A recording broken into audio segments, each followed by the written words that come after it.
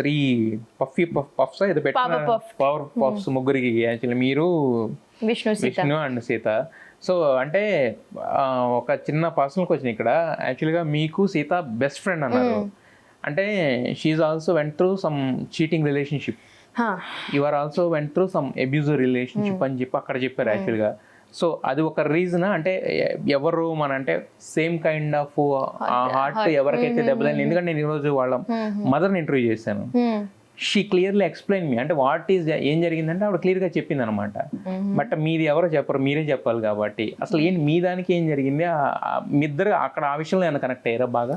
నేను ఆ విషయంలో కనెక్ట్ అవ్వలేదు సీతకి. ఐ థింక్ తను ఆడే విధానం నాకు చాలా ఇష్టం, because she respects people emotions, అందుకే నాకు చాలా ఇష్టం. అండ్ ఆల్సో తను ఇంకా వేరే మనిషిని వీక్ చేసి ఆడదు. షీఈ్ లైక్ నేను స్ట్రాంగ్ అని ప్రూవ్ చేసుకోవాలి, కానీ ముందు ఉన్న పర్సన్ వీక్ అని నేను ప్రూవ్ చేయాలని అనుకోవట్లేదు అని. నాకు ఆ విషయంలో ఆమె నచ్చింది. అండ్ ఇట్స్ జస్ట్ అది అయిపోయింది, న్యాచురల్లీ ఫ్రెండ్షిప్ అనేది అయిపోయింది. So I don't connect to her on that way. అసలు డిస్కస్ కూడా చేయలేదు ఆమెతో ఏమేమైంది, ఆమె ప్రాబ్లం ఏంటి అని. కొంచెం జర లైట్గా మాట్లాడుకున్నాం కానీ డీటెయిల్స్లో అసలు వెళ్ళలేదు అసలు. అండ్ నాకున్న abusive relationship was again it is very personal to me, ఎందుకంటే అంటే సారీ అంటే మీరు ఆన్సర్ చేయాలనిపిస్తుంది, లేదంటే stick to the Bigg Boss. అంటే మేము చూసిన నైనికి ఏంటంటే చాలా ప్యూర్, అంటే మీ నవ్వు కానీ ఈవెన్ డీ స్టేజ్లో అయినా మీ నవ్వు కానీ అదంతా కూడా చాలా ప్యూర్గా అనిపించింది. అంటే కొంతమంది ఆర్టిఫిషియల్ తెలుస్తూ ఉంటుంది, మరి అంత ప్యూర్గా అనిపించి అంత క్యూట్గా ఉన్న ఒక అంటే తొందరపడ్డారా లేకపోతే ఏమైంది? అంటే మీరు ఒక మనిషిని జడ్జ్ చేయడంలో మీరు తొందరపడ్డారా? యా, ఒక మనిషిని జడ్జ్ చేయడంలో చాలా తొందరపడ్డాను. అండ్ అది నాకు చాలా వరకు బ్యాక్లాష్ నాకు చాలా వరకు వచ్చింది. అండ్ ఆ తర్వాత కూడా ఐ థింక్ ఒక మనిషికి చాలా వరకు స్టిక్ అయి ఉండాలని థాట్తో ఉండిపోయా, దట్ ఓకే మారుతాడు ఏముందిలే, హీల్ చేంజ్ అని ఉండిపోయా నేను. కానీ అది ఎప్పుడు అవ్వలేదు, అది నా మీదే వస్తూనే ఉంది. నా కెరీర్ మొత్తం అంతా నేను ఎక్కడికో పెట్టి మర్చిపోయి ఉన్నా. కానీ ఒక పాయింట్ వచ్చింది when I realize that you know ఈ మనిషి అంత కాదు నాకు, బికాజ్ ఆ మనిషి తప్పులన్నీ కూడా నేను ఒక పాయింట్ ఆఫ్ టైంలో అసలు యాక్సెప్ట్ చేయలేదు that this person is doing a mistake. కానీ ఆ 100 మిస్టేక్స్ అయినా కూడా ఐ వాజ్ లైక్ ఓకే. అంటే విచ్ కైండ్ ఆఫ్ మిస్టేక్స్? అంటే ఆల్ రాంగ్ కైండ్ హ్యాబిట్స్ లేదా? Not habits, but again being abusive and violent, aggressive గానీ, and not being loyal. So ఇవన్నీ వచ్చాయి నాకు. అంటే అబ్యూజివ్ అంటే ఇప్పుడు తెలుగు ఇది కాబట్టి, అంటే అబ్యూజివ్ అంటే చాలా మందికి అర్థం కాదు. ఈవెన్ నాకు కూడా ఏంటంటే కొంతవరకు అర్థం అవుతుంది బేసిక్గా. అంటే ఒక్కసారి క్లారిటీ ఇస్తే ఇంకా అవసరం ఉండదు బేసిక్గా. అంటే అబ్యూజివ్ అంటే విచ్ కైండ్ ఆఫ్ అనేది నేను అడుగుతాను అంతే. అంటే ఇప్పుడు దట్స్ ఓవర్ ఇప్పుడు ఇంకా దానికి ఏం కనెక్ట్ లేదు. ఇప్పుడు ఇంకేమైనా కనెక్ట్ ఉంటే రేపొద్దున ఈ మాట చెప్తే ఏమవుద్ది అనేది ఉంటుంది, బట్ ఇప్పుడు లేదు కదా.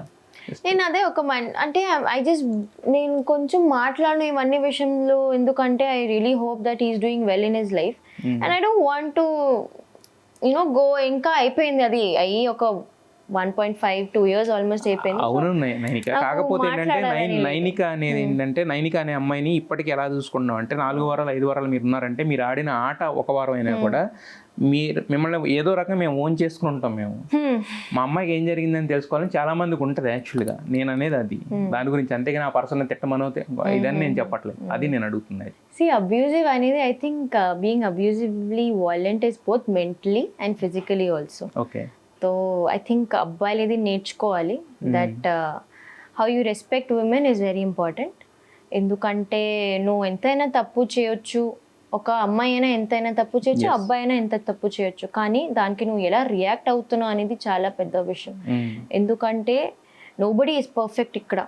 అండ్ మనం స్పెషలీ మనం ప్రేమించిన వాళ్ళు పర్ఫెక్ట్గానే ఉంటారు అని మనం అసలు ఎక్స్పెక్ట్ చేయకూడదు.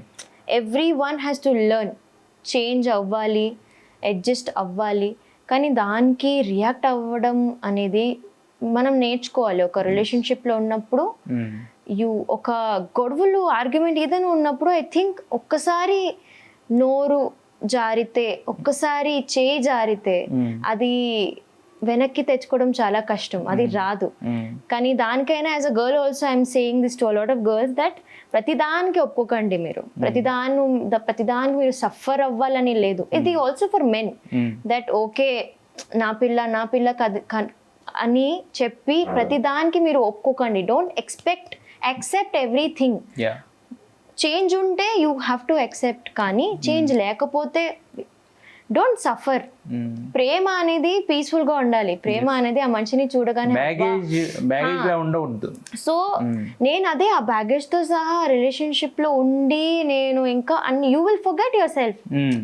సో ఒక టూ మెంబర్స్ ఐ థింక్ ప్రేమించుకున్నప్పుడు ఇవన్నీ చాలా చాలా జాగ్రత్తగా ఆలోచించాలి. అండ్ ఈ generation is total waste. Love విషయంలో వచ్చేసరికి నిజం చెప్తున్నా, my Gen Z generation is a total waste when it comes to love.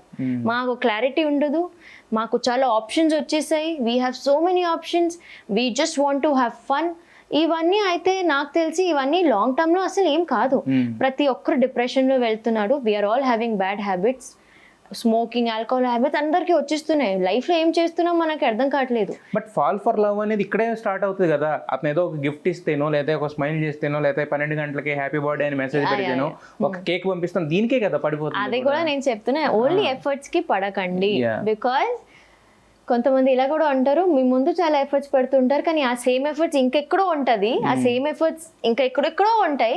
So judge a person before loving. చాలా మనం అలా ఉంటుంది కదా, లవ్ ఎట్ ఫస్ట్ సైట్ అనేది ఇట్స్ అ బిగ్ లై.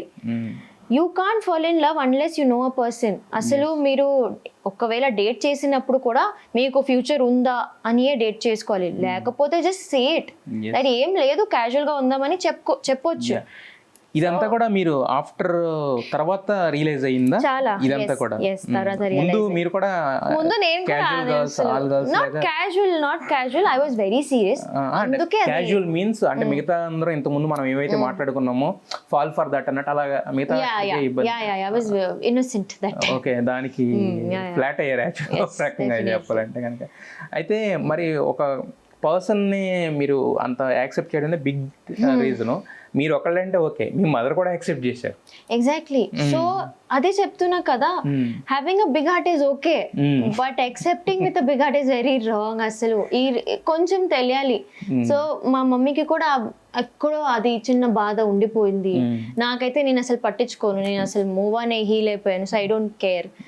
But yeah, I can be very careful well giving your love to somebody. ప్రేమించుకున్నప్పుడు ఎంత జాగ్రత్తగా ఉండాలంటే చాలా జాగ్రత్తగా. అంటే మీ మమ్మీకి ఉండిపోవడం అంటే అది అంటే she just as a daughter గా, యాజ్ అ మదర్ గా కొంచెం అలా అది. అంటే మీరు పర్సనల్ గా ఉంటుంటే ఇంత అయ్యేది కాదు, అది ఒక పెద్ద ఛానల్ పబ్లిక్ అయ్యేసరికి యాక్చువల్గా. ఓకే, మరి తర్వాత ఇప్పుడు మొన్న ఎవరినో పరిచయం చేశారు కదా, he's friend for you or ఎవరిని? మొన్న ఇంకొక అతను ఏదో తీసుకొచ్చి పరిచయం చేశారు కదా, ఒక ఫోటో ఇవన్నీ వచ్చినప్పుడు మొన్న బిగ్ బాస్కి వెళ్ళినప్పుడు. ఆ అబ్యూజివ్ నుంచి నేను క్యూర్ అయ్యి ఈ రోజు ఇలా ఉన్నానంటే అని చెప్పి ఒక అతను పరిచయం చేశారు కదా. Yeah, is special to me and హీల్ అయినా and yes, he did heal me, but yeah, he's special ante. ప్రస్తుతానికి అంతేనా? Yeah, ప్రస్తుతానికి అంతే. Might be at the present, but yeah, I'll be very honest, yes, I love that person. ఎందుకంటే I think నాకు తెలుసు నేను 2 years లో ఎంత భరించా, అండ్ ఆ తర్వాత ఇంకొక మనిషికి మీద ట్రస్ట్ పెట్టడం అనేది నాకు చాలా కష్టంగా అనిపించింది. బట్ ఐ థింక్ ఇప్పుడు కూడా ఐ హ్యావ్ యాక్చువల్లీ ఆ టైంలో నాకు ఎవరు ఫ్రెండ్స్ కూడా లేరు. నేను అందరితో దూరం అయిపోయాను. నాకు ఈ మనిషే చాలు, ఈ మనిషితోనే అంతా అని అనుకున్నా. కానీ ఇప్పుడు I have friends, I'm living my life and I have my freedom. So I'm glad. అంటే ఇప్పుడు మీరు ఎవరైతే ప్రెసెంట్ మీతో ఉన్న మీకు స్పెషల్ ఉన్న పర్సన్ ఉన్నాడో, he has given you freedom and మీరు ఉండగలుగుతున్నారు. అట్ ద సేమ్ టైం ఆయన నుంచి సపోర్ట్ కూడా ఉంది. Yes, exactly. It's a peaceful. చెప్తున్నా కదా, ఆ పీస్ అనేది, కంఫర్ట్ అనేది వితౌట్ ఎనీ బ్యాగేజ్ ఉంది.